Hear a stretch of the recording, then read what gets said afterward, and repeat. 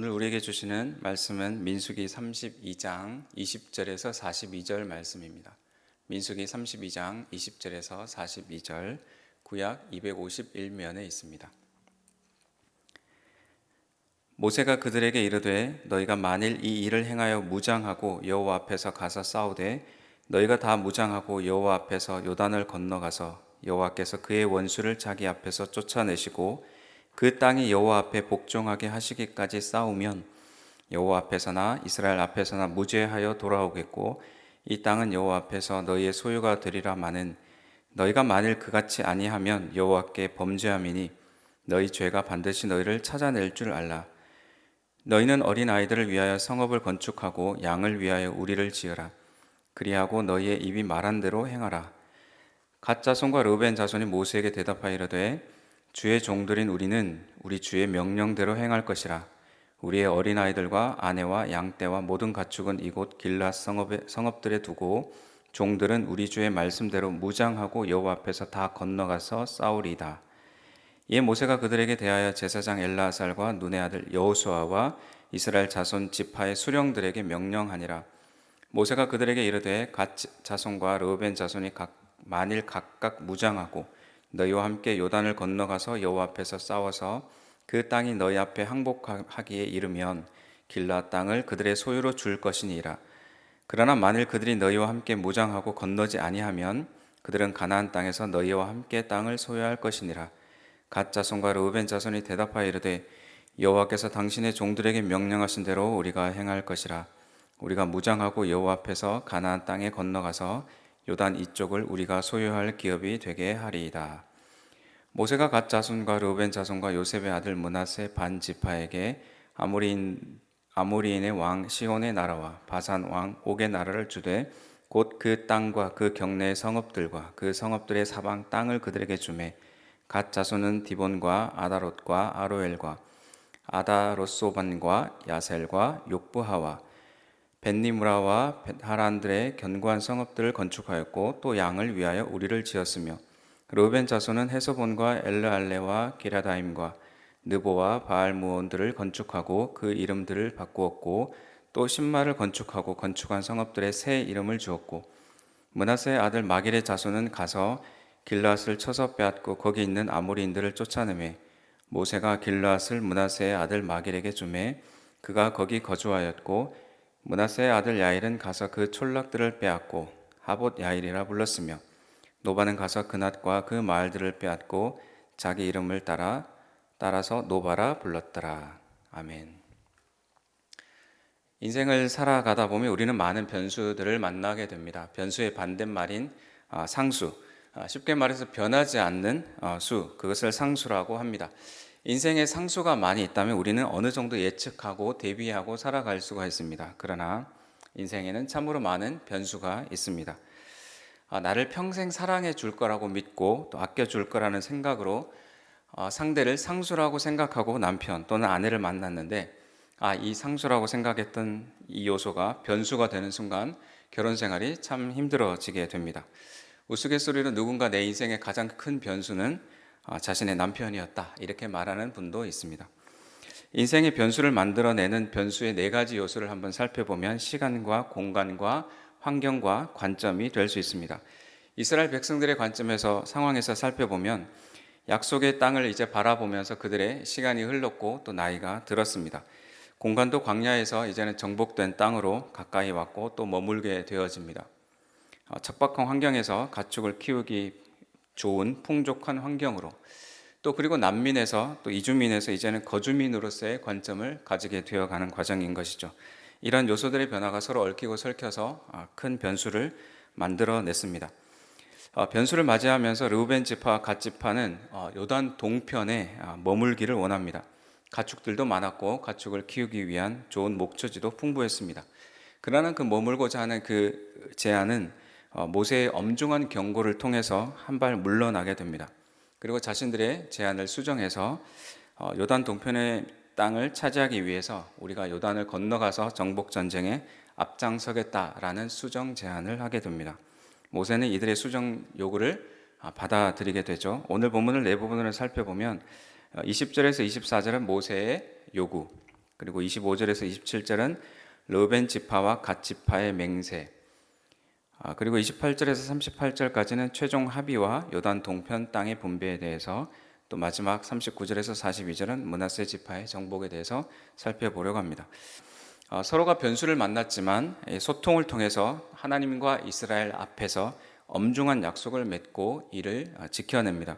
모세는 두 지파와 잘 소통하면서 이 변수가 앞으로 큰 위기가 되지 않도록 잘 대처를 하고 있습니다. 공동체의 가장 큰 적은 개인주의라고 할 수 있는데, 하나님은 이를 경고하시고 공동체의 중요성을 알려주십니다. 말씀을 묵상하면서 나는 인생의 변수를 만날 때 어떻게 반응하는지 생각해보고, 또 공동체의 유익을 위해서 그 변수를 어떻게 다뤄야 할지 지혜를 얻기를 소망합니다. 첫 번째로 20절에서 24절에는 모세의 요구가 나타납니다. 모세의 기억 속에는 가데스 바네아에서의 이스라엘의 불순종을 잊을래야 잊을 수가 없습니다. 말하자면 하나님이 주시겠다고 한 그 약속의 땅을 안 가겠다라고 한 것인데, 지금 르우벤 자손과 갓 자손이 하나님 동일하게 하나님 주신 땅을 안 가겠다라고 하고 있는 상황이기 때문에 이 상황을 묵인할 수가 없는 것이죠.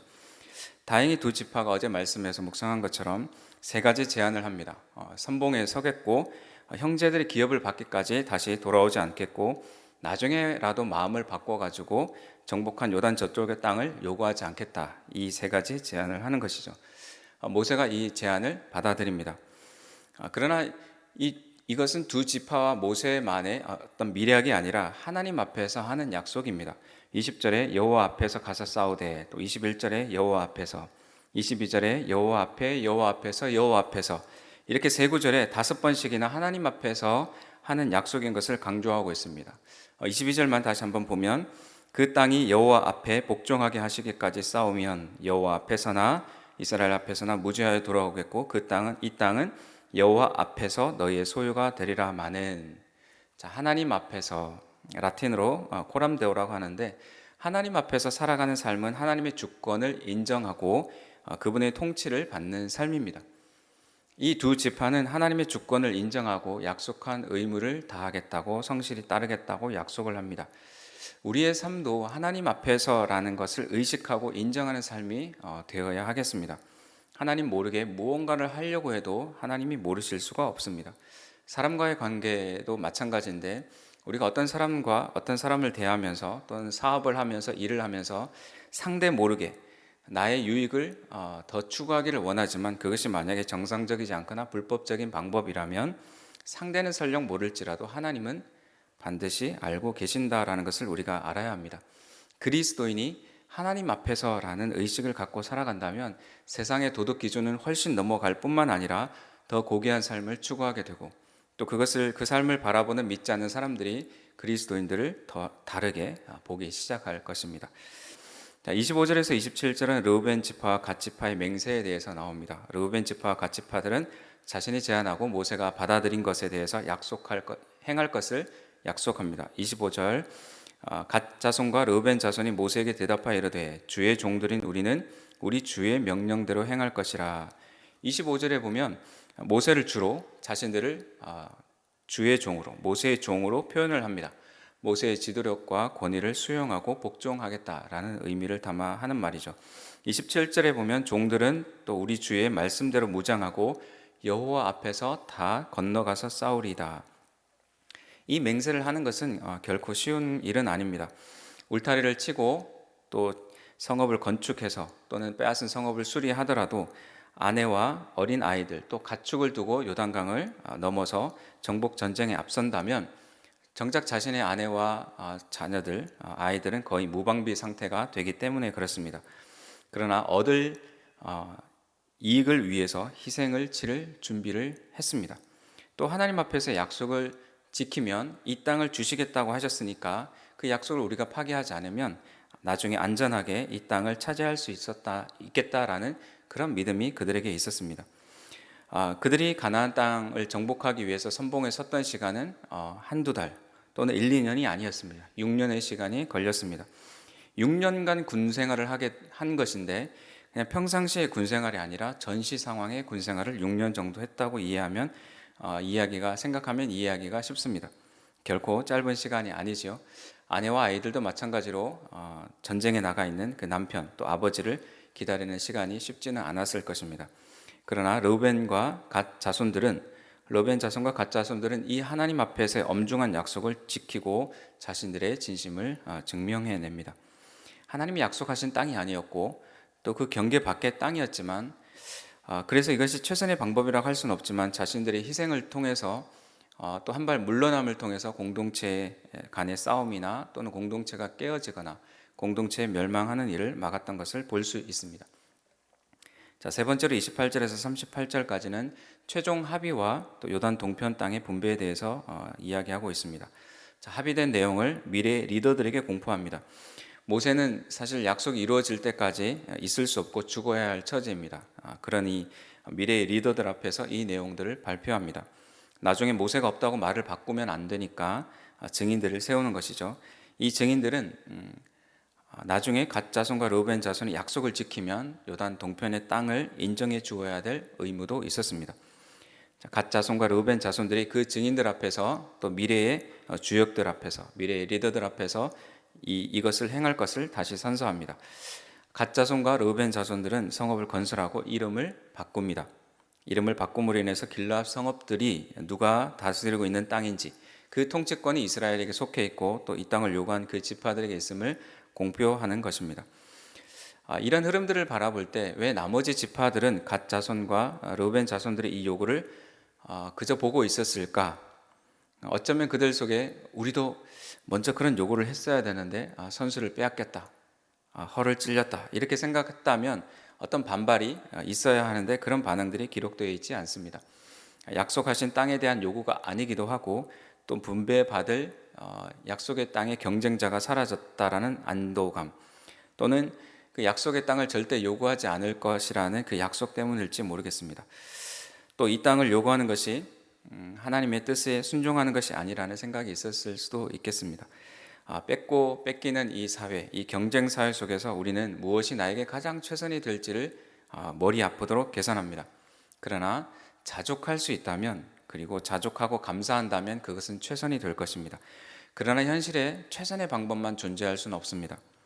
현실에는 긴장감과 갈등이 생기기에 우리가 오늘 본문에서 보는 것처럼 모세와 두 지파 또 그리고 나머지 지파들 간의 소통과 중재와 약속을 또 신실하게 지켜가면서 차선의 결과를 도출해 가는 것을 우리가 본받을 만한 교훈이 되어집니다.